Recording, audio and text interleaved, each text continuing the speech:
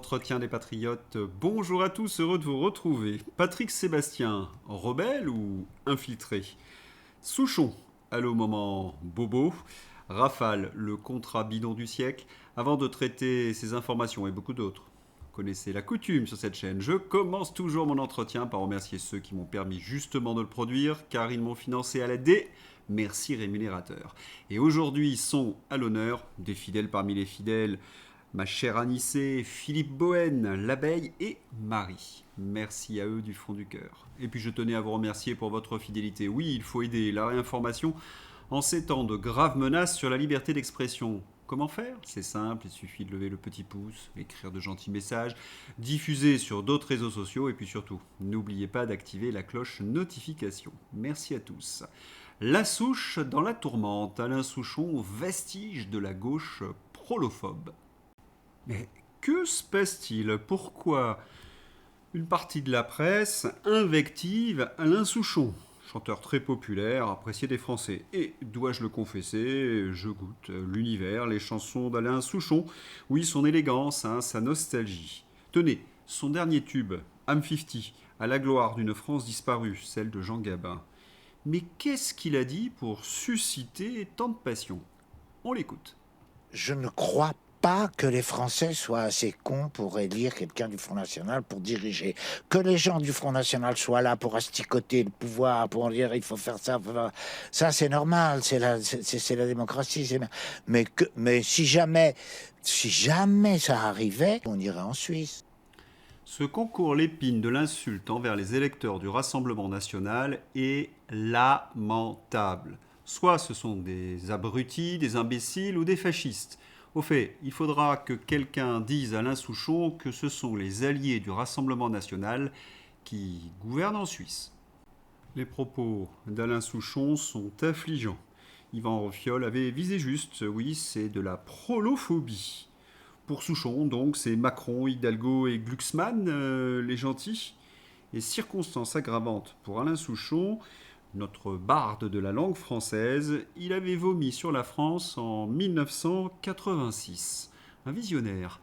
Je ne suis pas du tout pour la France. La France, on s'en fout, c'est un truc démodé la France, et il vante les mérites de l'Union européenne. 40 ans après, Souchon est toujours bien au chaud en France, ce truc qu'il estimait démodé par rapport à l'Union européenne. Il veut néanmoins se réfugier en Suisse, qui refuse totalement de rentrer dans l'Union européenne. Comprenne qui pourra. Et puis, on sait ce que cela veut dire quand un Français veut aller en Suisse. Ah, la Suisse est un des plus beaux pays du monde, ça nous le savons, mais quand un Français se rend en Suisse, c'est souvent pour s'exiler fiscalement. Il faut savoir que les impôts en Suisse sont très élevés. Mais certains cantons font des packages fiscaux très avantageux pour accueillir tous les millionnaires ou les milliardaires du monde. Je pense à Stade par exemple, où Johnny avait une maison. En fonction de votre fortune, vous ne payez que 10 à 20% d'impôts, au lieu par exemple des 45% en France. C'est tout bénéfice pour les Suisses, qui voient ainsi des très riches personnes payer des impôts sur leur territoire, de grosses rentrées fiscales en somme. Un détail qu'a oublié bien évidemment Patrick Cohen pour défendre Alain Souchon. Patrick Cohen, Alain Souchon, est accusé d'avoir insulté les électeurs du Rassemblement national.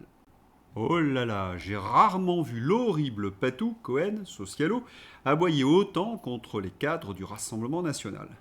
Eh oui, il faut protéger le troupeau de bobos. Le Souchon bait tout en omettant, bien évidemment, le désir d'exil fiscal de la souche.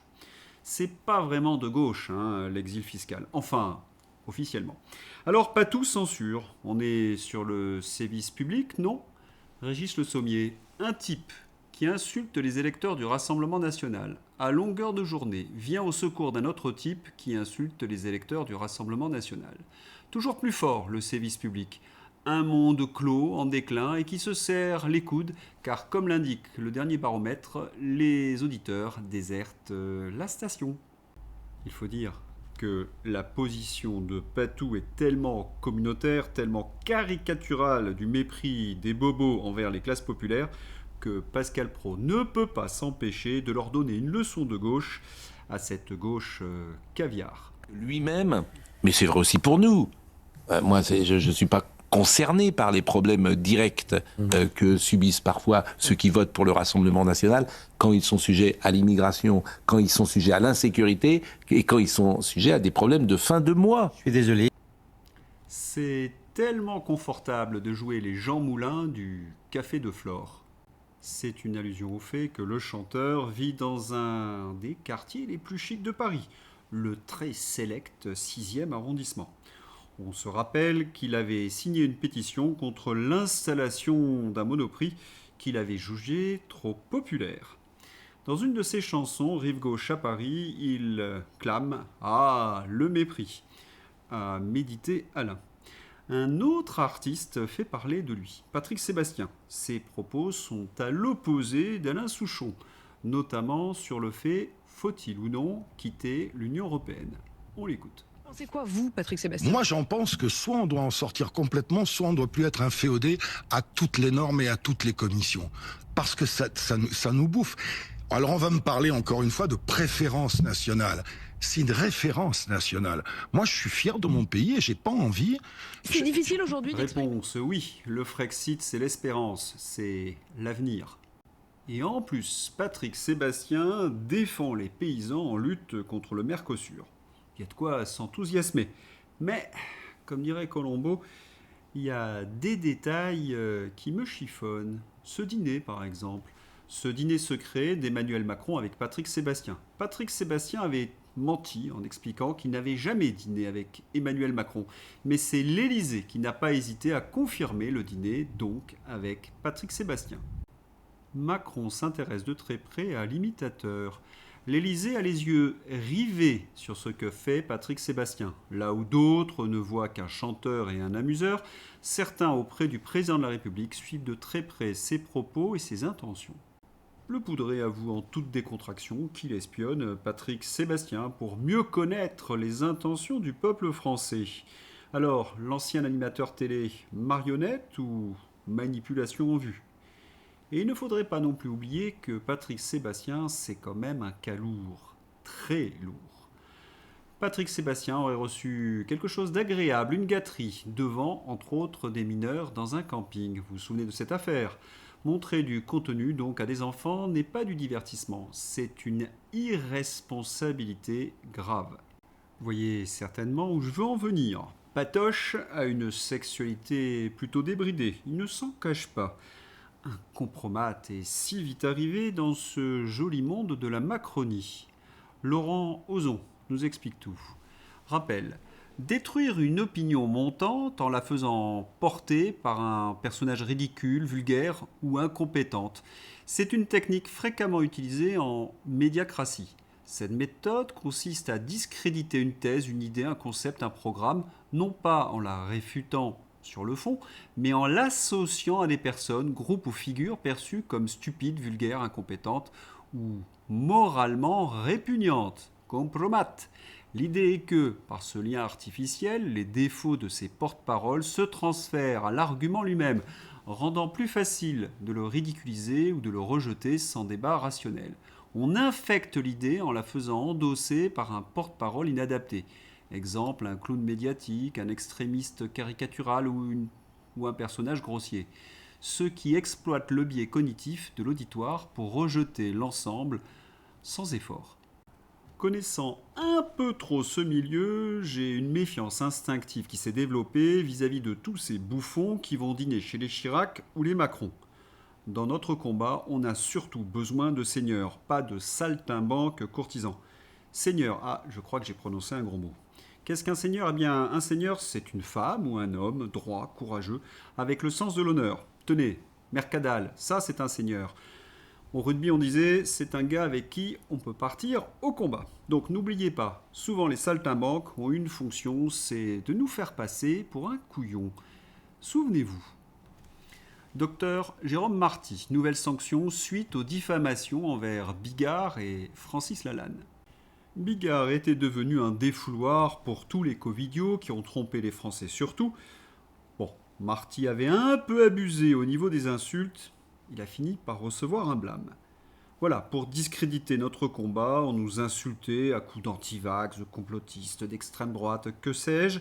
Et puis les Marty, les Maluré, les Gilbert Deré usaient des références Lalanne Bigard pour nous discréditer définitivement. Facile, c'est ce qu'explique Laurent Ozon avec brio sur Lalanne et Bigard. Bon, peut-être que ces deux artistes étaient sincères, mais les faits sont là. Quant à Francis Lalanne, il est quand même curieux. Francis Lalanne refuse le Frexit. Il veut abolir l'Union européenne. Pour nous libérer de la prison européenne, il rejette l'article clé, l'article 50, que défend François Asselineau. On n'est pas des fuyards. Il veut rallier d'autres détenus pour contester le règlement et convaincre le geôlier de le réécrire. Et il y a eu un affrontement entre François Asselineau et Francis Lalanne. Oui, un clash entre François Asselineau et Francis Lalanne sur un point de droit constitutionnel, l'article 50. Imposteur, culte de la personnalité. Pendant que l'Union européenne dirige nos vies, ses opposants se chamaillent. Qu'est-ce qu'il recherche, Francis Lalanne? Dégoûter les souverainistes? Oui, je ne supporte plus ceux qui sèment la zizanie. Nous vivons des temps très difficiles et certains ne pensent qu'à la division. Secondo, le mot fuyard est complètement absurde dans la bouche de Francis Lalanne. Car si la France sort de l'Union européenne, le château de cartes bruxellois s'effondre. C'est la fin de l'euro.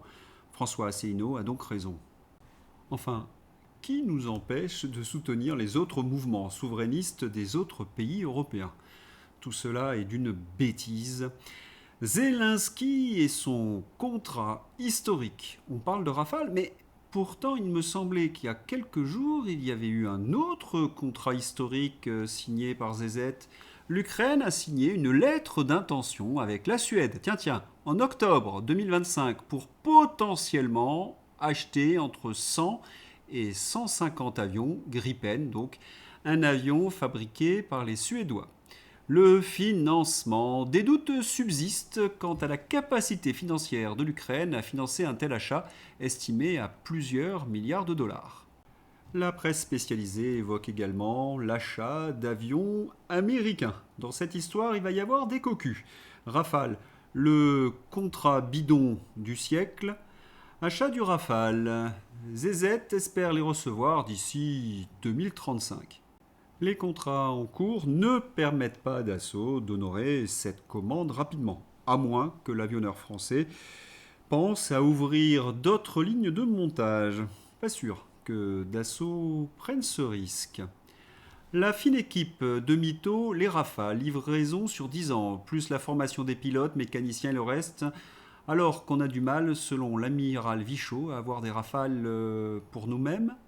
Oh là là, vous ne sentez rien? Ah si, ça sent très fort, ça sent la propagande à plein nez. Une propagande digne du petit père des peuples soviétiques. Et qui va payer? Les Ukrainiens n'ont plus un sou. Alors, des Gripen ou des Rafales? Bon, les Français risquent de raquer. Ah non, si on en croit les notes de la communauté. Aucun argent sera volé aux Français. L'achat sera financé via des fonds européens, le budget ukrainien et actifs russes gelés. Et exporter des Rafales produira emplois, commandes industrielles, recettes fiscales en France. Mais qui peut croire ce tissu d'ânerie? Ce n'est qu'une lettre d'intention que l'on peut déchirer très rapidement. Gripen, F-35, F-16 ou Rafale? Quels sont les futurs cocus? Et puis, voyons qui va payer. Thierry Breton. Tout ce que l'Ukraine achète, c'est en grande part nous qui le payons. La vente du Rafale à l'Ukraine, Thierry Breton sur la proportion. Si c'est existentiel pour nous, nous pouvons le faire. On paye en amont et en aval, mais pour nos services publics, il n'y a plus d'argent. Et tous les experts sont à peu près d'accord. Je vais être fou, je vais poser la question qu'une fois. Se pourrait-il que ces 100 Rafales n'arrivent jamais en Ukraine? Un chroniqueur, oui. Par définition, une lettre d'intention est un effet d'annonce. C'est pas bon pour le marketing, tout ça. On vit vraiment avec les dingues. Postulat pour financer tous ces projets bellicistes demande des milliards et des milliards. L'Ukraine aura besoin de 70 milliards d'euros en 2026 selon la Commission européenne. Ça, c'est le chiffre pour ne pas trop effrayer les Français. Pas d'option facile. Van der Leyen exhorte les pays de l'Union européenne à trouver 135 milliards d'euros pour l'Ukraine. C'est le chiffre que je vous avais annoncé il y a quelques semaines. L'Ukraine a besoin de 135 milliards pour faire tourner la machine. C'est un pays ruiné. Madame Tombola vient de fixer l'objectif pour l'an prochain. Kiev aura besoin de 135 milliards d'euros en 2026. Dans son budget Tombola, 90 milliards d'euros de contributions bilatérales de la part des États membres, 90 milliards d'euros de dettes communes. Les intérêts devraient être couverts soit par des garanties nationales, soit par le budget commun de l'Union. 140 milliards d'euros sous la forme d'un prêt de réparation fondé sur les actifs russes gelés dans l'Union européenne.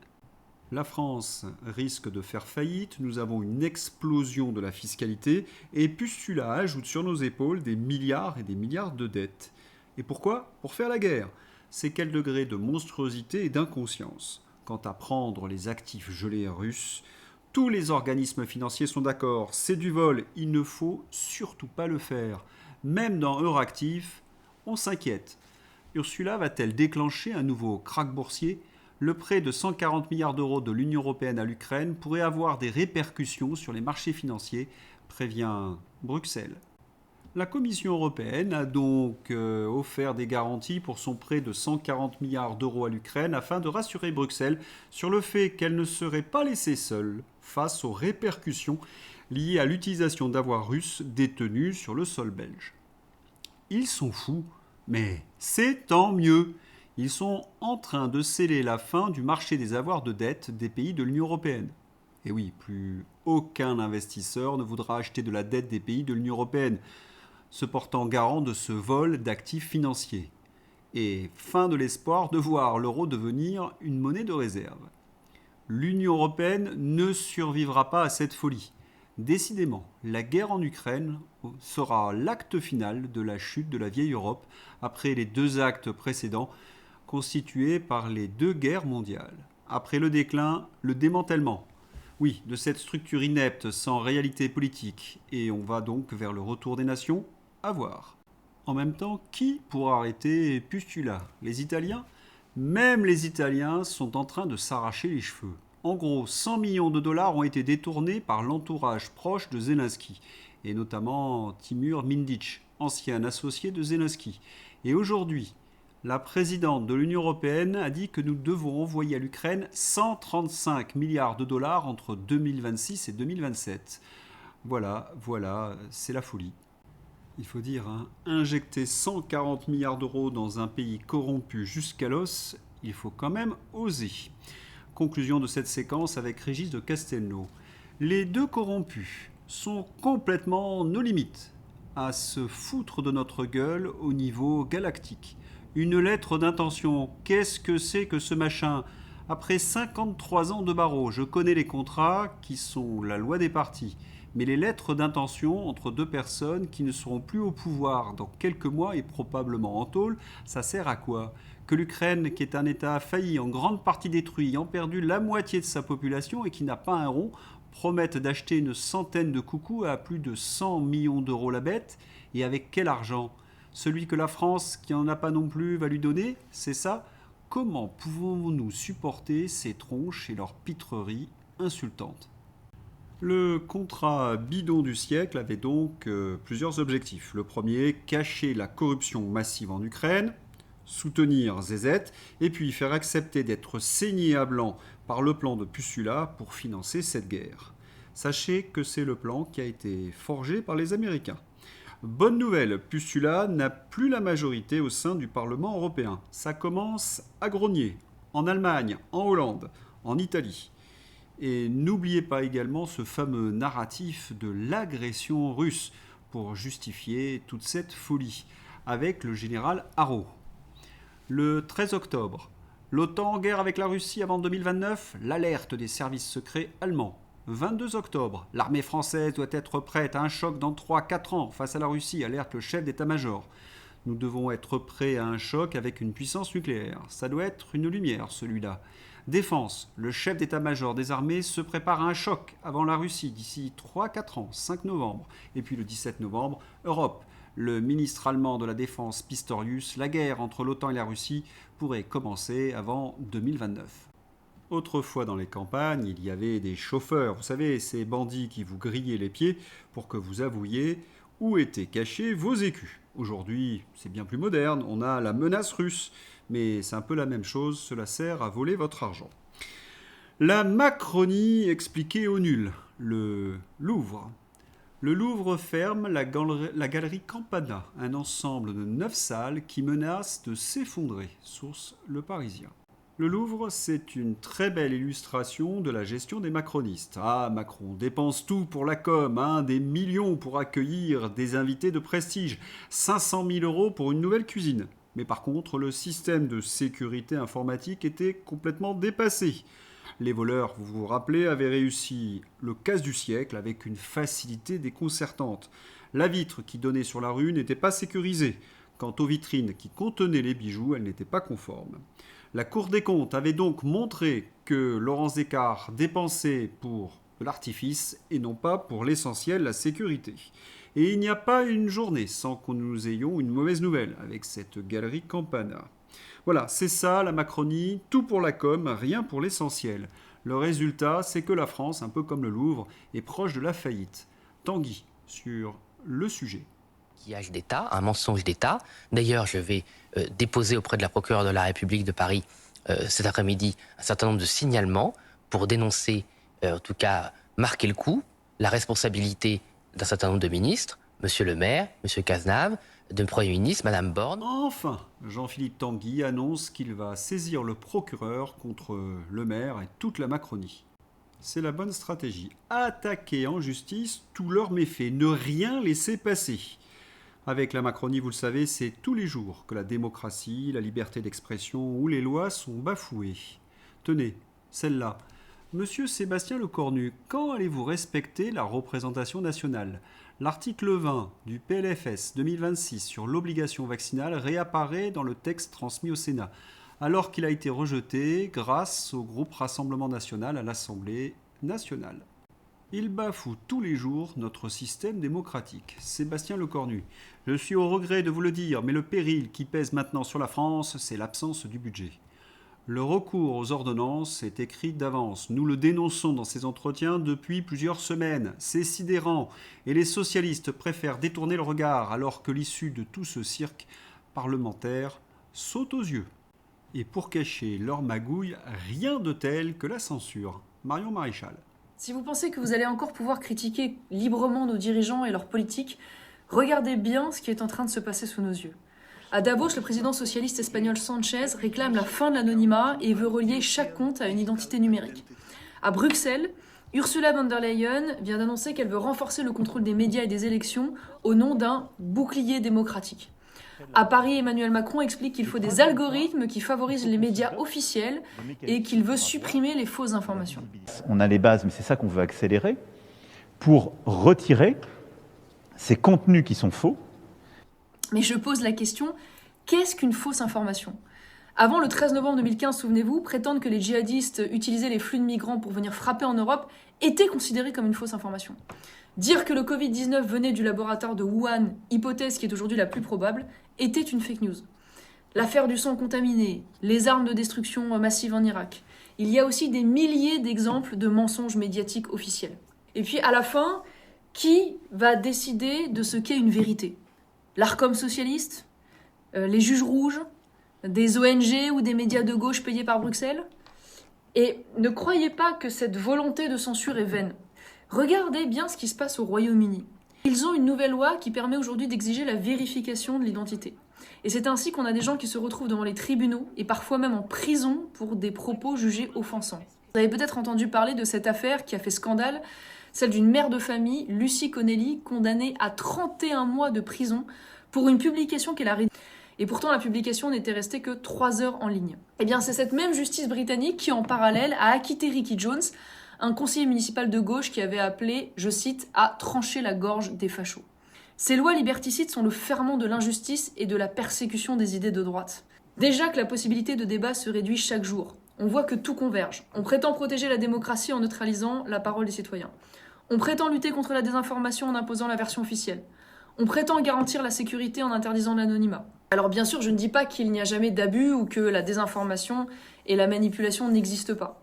Mais attention, car on sait bien qu'elle vient aussi, parfois, de la version officielle et de nos dirigeants.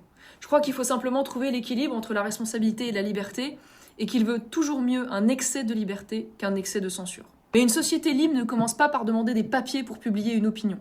Elle ne commence pas par contrôler les algorithmes pour mettre en avant les médias mainstream ou du pouvoir. La liberté d'expression ne disparaît jamais d'un coup. En fait, on se rend compte qu'elle se dissout couche par couche et que derrière les bonnes justifications, bien souvent, il y a de mauvaises intentions. Alors, je vous appelle à vous en indigner, à vous mobiliser, à partager cette vidéo afin que nous soyons le plus nombreux possible, à dénoncer cette dérive et à, je l'espère, pouvoir l'empêcher. Et dans un monde parallèle, Macron explique qu'il a tout réussi et que tout va très bien, Madame la Marquise. Une cascade de fake news à faire pâlir d'envie Olivier Véran. Et tout ce beau laïus pour que nous financions sa guerre en Ukraine. Mais au fou. Emmanuel Macron, c'est un progressiste. Il se définit en effet comme un progressiste. Accordons-lui que pour une fois, il a raison. Avec lui, le chômage progresse, la misère progresse, l'insécurité progresse, la dette progresse, la corruption progresse. Tout ce que redoute progresse. Il est effectivement un progressiste. Après 8 ans de Macron, la France est devenue un enfer. Et Emmanuel Macron n'a pas mesuré la capacité de développement des narcotrafiquants en France, fustige Jean-Claude Dacier, chroniqueur politique dans 100% politique. Et oui, le narcotrafic a explosé sous Emmanuel Macron. Plus 86%, le nombre de violences sexuelles dans les transports en commun en France a bondi depuis 2016, avec plus de 3300 victimes recensées l'an dernier. Mais la priorité d'Emmanuel Macron, c'est bien entendu de censurer les réseaux sociaux. Ceux qui ont de l'argent, qui peuvent investir, sont en train de partir. Migration des millionnaires français. 800 sont allés en Italie. Est-ce que votre portefeuille s'est rempli depuis qu'ils partent et qu'on empile les nouvelles taxes ? Les riches ne sont pas le problème, les politiciens, oui. Et tout leur jeu consiste à vous faire croire l'inverse. Faillite de l'éducation nationale et de l'intégration. Un sondage IFOP pointe un document des opinions d'une partie des jeunes français musulmans, particulièrement chez les 15-24 ans. 81% placent désormais le livre au-dessus de la science pour expliquer l'origine du monde. Alerte, nouvel acte antichrétien près de Nice. Une croix de 150 kg a été sciée au sommet du Baou de Saint-Genet. Installée le 1er novembre par une vingtaine de personnes, la première croix portant l'inscription Ave Christus Rex avait été volée. En roue libre contre les chrétiens, tous les jours, mais ça n'a pas assez de poids électoral, c'est pour cela que ce n'est pas sur les médias en prime time. La lâcheté de la classe politique alors que tout le monde voit qu'il y a un vrai problème. Et pour finir cette triste litanie hôpital, une femme âgée de 99 ans attend 64 heures sur un brancard aux urgences du CHU de Rouen. Mais n'oubliez pas, la priorité, c'est de censurer les réseaux sociaux. Vous êtes nombreux à m'écrire en m'expliquant que toutes ces mauvaises nouvelles, c'est déprimant. Oui, c'est certain. Mais d'un autre côté, cela permet à tous ces endormis d'ouvrir les yeux. Et il y a de plus en plus de Français qui ouvrent les yeux. Et nos succès vont être pour bientôt. Macron est fini. Quant à l'Union européenne, je l'ai montré dans un certain sens dans cet entretien, est très mal en point. Et nous commençons à collecter les succès. Malgré la tentative de censure de la gauche, le spectacle de la Dame de Pierre, qui raconte l'histoire Notre-Dame de Paris, a fait salle comble et reçoit une immense ovation du public à Aix-en-Provence. Disney, nouvelle victoire dans la lutte contre le wokisme. Disney a supprimé les termes diversité, équité et inclusion de son dernier rapport financier, ainsi que de ses événements d'entreprise. La parenthèse woke est en train de se fermer. Elle a duré 10 ans, 2015-2025. Bref, une anomalie dans l'histoire de l'humanité. L'obsession des gauchistes, recrutée selon des critères raciaux et sexuels, a été durement sanctionnée par le marché. Naturelle fut la sélection. Et je vais vous dire, J'attends avec beaucoup d'impatience les résultats des prochaines élections. Allez, c'est l'heure d'ouvrir la page Fantasy avec Pédiavenir. L'Ukraine achète 100 rafales à la France avec l'argent de la France. Sous Macron, on en est arrivé là. Pour écrire des articles satiriques comme le Gorafi, il suffit de décrire la com du poudré. TVA, souvenez-vous, des milliards de recettes évaporées en 2025. Le gouvernement soupçonne les livraisons des petits colis. C'est quoi la prochaine excuse débile de votre incompétence et de vos magouilles? En tous les cas, l'e-colis, c'est bien la Macronie. Observatoire du journalisme. Le rédacteur en chef de la matinale de France Inter, Michael Thébault, accable ses équipes. On a des humoristes qui ne sont ni corrosifs, ni impertinents, ni drôles.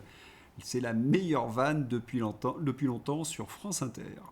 Qui pour sauver la France? Je ne vois qu'un seul homme, face de Saint-Doux, le beignet visqueux. La seule méthode pour gagner l'élection présidentielle, c'est d'avoir une grande force politique avec un projet crédible qui donne de l'espoir et une personne capable de l'incarner.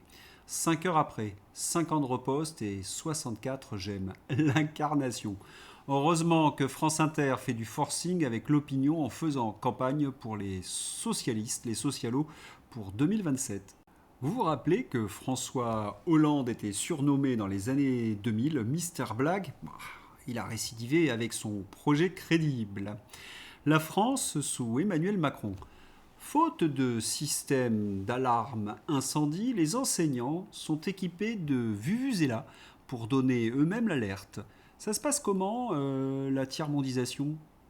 Tout à l'heure, j'ai bien dit Wolinski. Ce n'était pas un lapsus. La brillante Catherine Vautrin, ministre des Armées, confond le président ukrainien Zezet avec Wolinski, un dessinateur de Charlie Hebdo, assassiné en 2015. C'est une prévision, une prédiction? Y a-t-il un seul macronard qui ne soit pas un tocard, mais absolu? La France sous Macron suite, après le Louvre, l'URSSAF. L'URSSAF sonne l'alarme. Les données de 1,2 million de personnes de Page Emploi ont été hackées. Le service Page Emploi a été victime d'un vol de données, donc de 1,2 million de personnes selon l'URSSAF. Le mot de passe, si, Page Emploi. La page Fantasy vient de se refermer. Un hommage à Mathieu Boccoté. Je vous mets l'extrait, il est assez long dans ma description. Il est exceptionnel face aux gauchistes québécois. Mathieu Boccoté recadre le Ruquier québécois. Et puis, surtout, si vous le pouvez, signez la pétition pour sauver nos agriculteurs. Pétition nationale, arrêtons le massacre de nos vaches. L'Union européenne exige cette horreur. Macron est complice, cela doit cesser. Pour signer évidemment la pétition Les Patriotes, dans ma description. Non à l'abattage massif du cheptel français. Voilà, c'est tout pour aujourd'hui. Je vous souhaite une excellente journée. À bientôt. Au revoir.